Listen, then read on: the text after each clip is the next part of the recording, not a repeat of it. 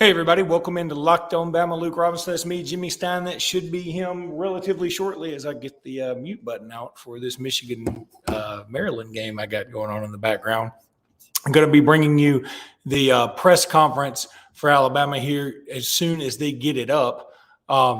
Shouldn't be too terribly long from now. Of course, Alabama gets the big win over UTC, 66-10. Lots to talk about. Jalen Milroe, incredibly efficient again. Almost 200 yards, 3 touchdowns, 13 of 16. He looked very, very comfortable back there. Yes, if you, again, people are going to want to nitpick. They'll say, like, there was one pass that was woefully short. Sure. But he had so many other great passes. He really did. He stood in the pocket. And I think this is another one of those games where this was all by design, where he wanted to stand in the pocket and show, not necessarily give away that he's going to run all the time. And I think we'll see him run a lot more against Auburn next week. Jimmy Stein will be joining me shortly, by the way. Thanks, everybody, for coming in. I see we got some folks coming in right now on the live stream. Do appreciate that. Waiting on the press conference to get started to discuss that. I will say this, that right after halftime, I had to go to my daughter's basketball game. She's 7. It's her first basketball game ever. She scored 16 points. I'm pretty proud of her. But so I was watching it on my phone while I was simultaneously assistant coaching. So I was doing my duty for both teams. But lots to be happy about. The Chris Braswell thing that happened at the beginning, you do hate it for him. I hate it for him because this is probably his last game in Bryant-Denny. I mean, Jimmy and I talked about on the podcast this week. Sure, he could come back. I don't see that happening. But you hate that his last game at Bryant-Denny, he goes out in the first quarter with a targeting penalty. So hopefully he makes up for it against Auburn. Let's hope for that. And then, of course, all the running backs had their moments. I thought they all had nice moments. Roydell ran extra hard, which I appreciated. Jam Miller had some nice moments. Justice Haynes, 2 touchdowns. This cat's just going to be a problem. I mean, we keep talking about, we as a fan base keep talking about how we all want to see Justice Haynes get more carries. And every time he touches the ball, it just solidifies my opinion that this guy's just really, really good. And I would love to see him get some more carries. I know it's one of those things where it's a crowded running back room, but man, he can help. He can help right away.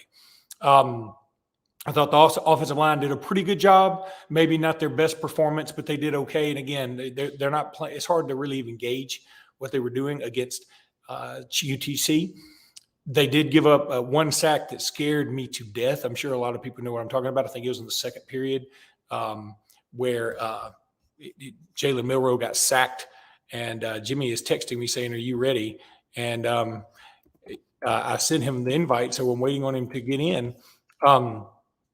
So hopefully he'll be coming in to join us here in a second. And also the press conference will be starting.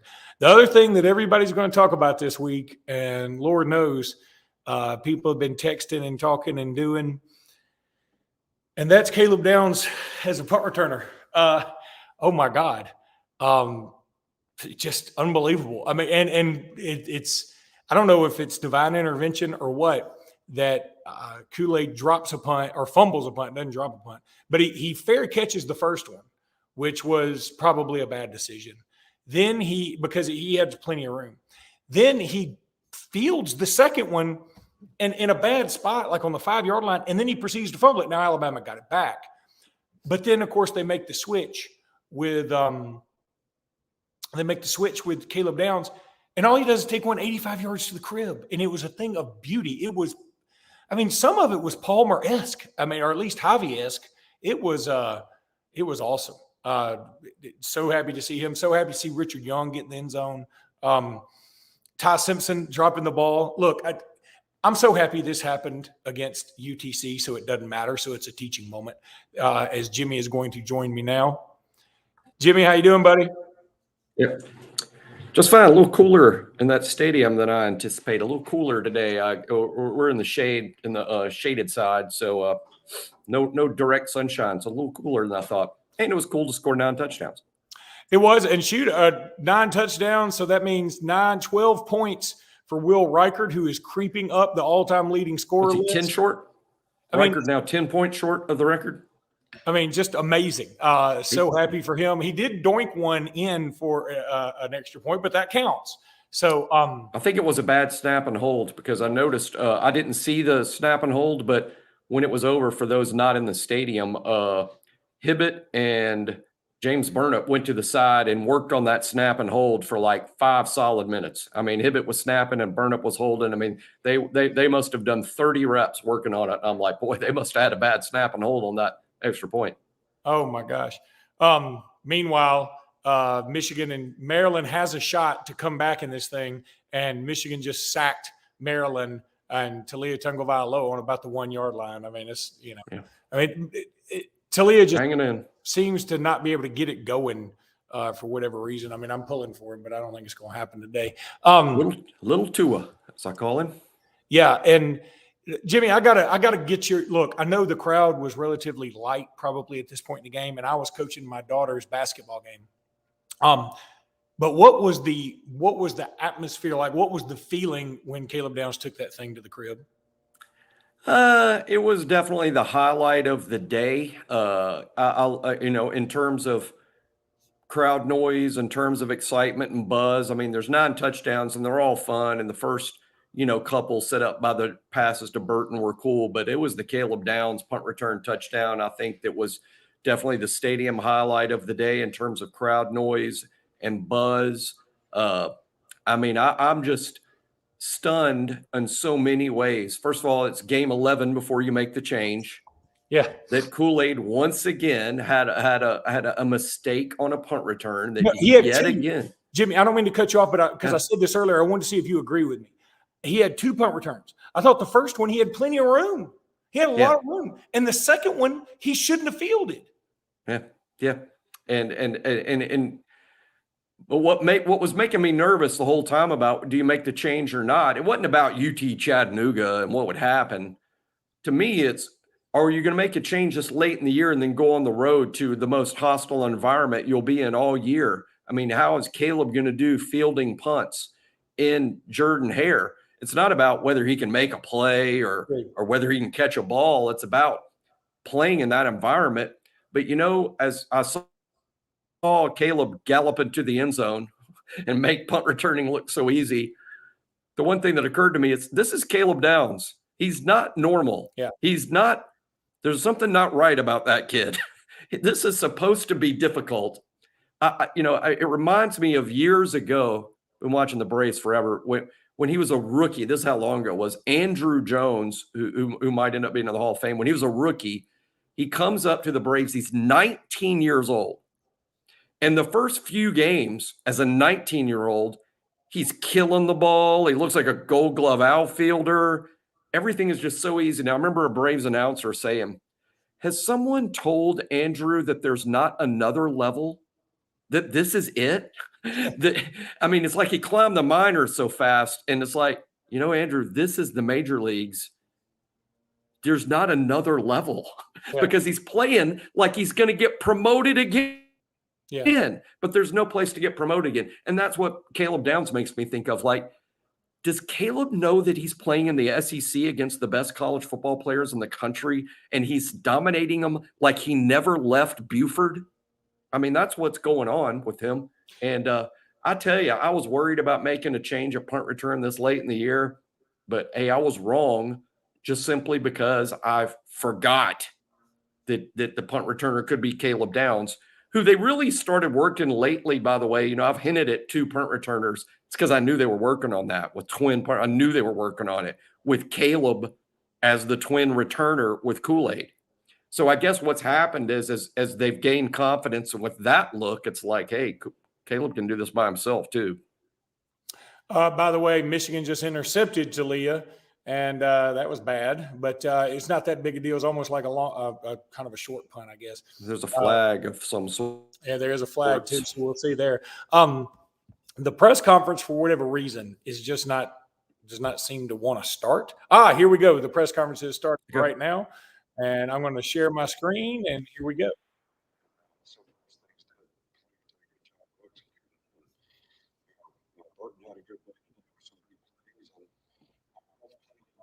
Which I think is something that You know, a lot of these guys, man, they work hard all year long. They don't get a lot of positive self-gratification. Some of them don't even get to dress for games. We dressed everybody who was healthy today, I think 134 guys, and got to play a ton of guys. And always happy to be able to do that. So it's good for their development. It's good for their experience. And obviously, they can learn and grow from that as well. But just having the opportunity to play in a game in Bryant-Denny Stadium's got to be a great experience for some of these guys. And we certainly appreciate the work that they do all year to help the other players get ready to play. So for them to get to play today was really special to me.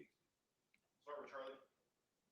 Yeah, hey, Coach. We saw Caleb Downs come in on punt returns. Just what kind of progress has he made there, and what would that decision? You know, we got confidence in him. We got confidence in IB. I got confidence in Kool-Aid. You know, but, you know, we just, you know, he should have returned the first one and Fair caught it. And then he shouldn't even have fielded the second one and he fumbled it.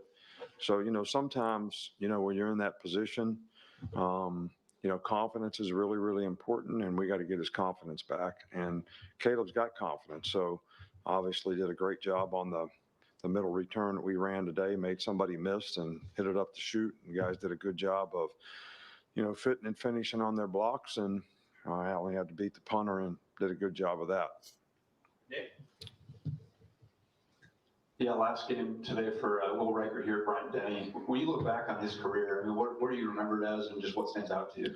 Fantastic, man. I don't know that anybody's had a more productive career relative to what their role is, what their job is, what they're supposed to do in terms of his consistency, his performance, the way he's improved, you know, through the years, his mindset, his leadership, and how he affects the other specialists on our team and how he's helped them grow and develop. So, you know, Will's been a great asset to the organization for a long time and done his job about as well as anybody could expect somebody to do it. Nick Alvarez. Chris Braswell went up early with targetings. That tough play, bang bang, was a coaching point on that one for him? Well, you know, we keep telling guys, you got to keep your eyes up. You got to see what you hit. You never want to hit anybody with your head down. I thought, you know, his head was up, but you can't hit the quarterback in the head either. So, you know, we just keep working on it.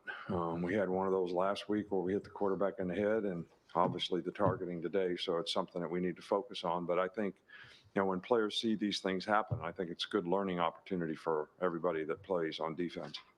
Left, Scott. Nick, I know you're not fond of comparisons, but I'm curious as to how you view this team and its growth and improvement during a season when you think about other teams you've had here. Well, you know, it's always the goal that your team grows and develops. And obviously, I think, you know, this team started, you know, sort of not like we wanted. You know, but I think a lot of guys have made a huge difference in the development of this team. You know, Jalen's growth and development, confidence, ability to execute, take what the defense gives has, you know, sort of transformed our offense into, you know, being something that's very productive. I think it's increased the confidence of everybody else that plays around them. The offensive line has made significant improvement. Defensively, you know, we've had guys in and out, key guys. You know, Devontae Lawson is kind of the leader of the front seven. You know, Key's a safety, makes a lot of calls in the secondary. I think there's a lot of things that we can continue to grow and develop and improve on defense where we communicate better and do things better. So I don't make comparisons to other teams. You know, we've had some other teams that started out great, didn't finish strong. And I think, you know, we got a 2-game season left here. And I think we need to focus on how we finish and how we continue to improve and how we continue to have the right mindset to be able to execute regardless of the circumstances, regardless of who we're playing or where we're playing. And that's what our focus is going to be this week. Tony. Coach, we didn't see Kobe Prentice today, and also Key Robinson. It seemed like he left a little bit with an injury at the end. Do you have a Q's fine. He just had a stinger. Kobe Prentice strained his hamstring in practice this week. He probably could have played in the game, but you know, you always risk re-injury in those things. So hopefully in the next few days, he'll get his strength back up to where that's not a risk. And, you know, that's why he didn't play today. Just what you see of Ty Simpson in this game, and also what was your perspective on the ball coming out early at the end zone? I mean, do I have to comment on that? Every coach says cross the goal line and hand the ball to the official. So, but again, that's a learning experience for everybody too. And,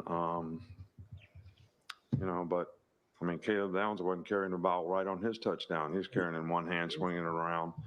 All right. So, that's going to be a learning experience for him. So, but I thought I played, you know, well today. And the opportunity that he's had the last 2 weeks to play has certainly probably improved his confidence. And, you know, it's good that he gets some experience. So if he needs to play, he's going to be able to go in there and execute. Two more, Matt and Kate. What do you think of how Justice Haynes played at running back today? And Justice is a really good player. Probably hadn't got as many opportunities as we'd like for him to because of the depth of that position. But I was very pleased with the way he played. Made an outstanding run for a touchdown at the end of the game. But, you know, 19 did a heck of a job blocking for him downfield so that he could score a touchdown. But Justice has done a really good job all year long, and we have lots of confidence in him. Finish with Kate. You already hit on Will Riker, but this senior class as a whole, just what have they meant to this program coming in during COVID, winning a championship, and then kind of being the leaders of this season's team? Yeah, these seniors have done a great job of representing the program, first of all, representing the university on and off the field. Really good group of fine young men that I am very proud of the way they've developed personally, academically, the success that they've had, you know, in school and developing a career off the field, and what they've contributed to the team. You know, some of these guys have been fantastic leaders, set a great example. You know, the one thing that's been really, really good over the years for us, and these guys did a fantastic job of that as well, is the older guys embracing the younger guys that come into the program. You know, in some places that doesn't happen, but it always happens here. It's very helpful to the development of our young players. We always have a lot of young players who contribute because our team turns over faster, guys going out for the draft and all that kind of stuff. So these guys have done a phenomenal job of embracing the young players on our team and helping them grow and develop, and done a fantastic job of representing our program. All right, Coach, thank you. All right, thank you. All right, so that's going to do it for Nick Saban's press conference, and he echoed some things that we said. You know, Yeah, I'm glad he was in a pretty good mood until he got asked about Ty at the goal line. And it's so true, Jimmy. That I was watching it on my phone while I was coaching my daughter's team, and when he took off, I was like, "Oh my God, he's going to score!" And I swear, I had the thought, "Just don't drop." Oh God, he dropped it. I was like, "I hope they don't call that. I hope they don't review that." And it was the right call. It was stupid. And I mean, it's okay because it wasn't a big game. We got it back, and it gave Richard Young a chance to score. I'm glad we didn't give Ty Simpson the ball to score. I'm glad we didn't. I'm glad he paid a little bit of a price for that. Ironically, he had the most rushing yards of anybody on the day. So I mean, he does get a little plum, but you know, you can't do stuff like that. And then the way Caleb Downs was carrying the ball, I didn't care because it was so beautiful, but I think Nick Saban will care, you know? Yeah.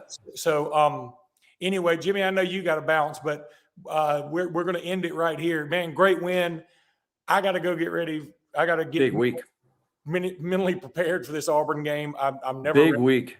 Everybody that listens to this show, so appreciate it. And man, we're going to make the shows this week as good as we possibly can, and filling you guys with facts and opinions, because it's just huge. I mean, this will be how 2023 will be remembered for how the next two games play, because even if you come up short against Georgia, what I will talk about in the offseason is, hey, it didn't go like we wanted and we didn't win the SEC or play in the playoff, but we did beat LSU, Tennessee, and Auburn. And any year in which you win 10 games and beat LSU, Tennessee, and Auburn isn't all that bad. So that's what's on the line this week. And then what's on the line next week speaks for itself. But I think this Auburn game is big. It's always big. It's Auburn, and it's the chance to win an 11th game with wins over LSU, Tennessee, and Auburn. That's going to do it. Appreciate you guys so much. Until next time, roll tide, everybody. Roll Tide.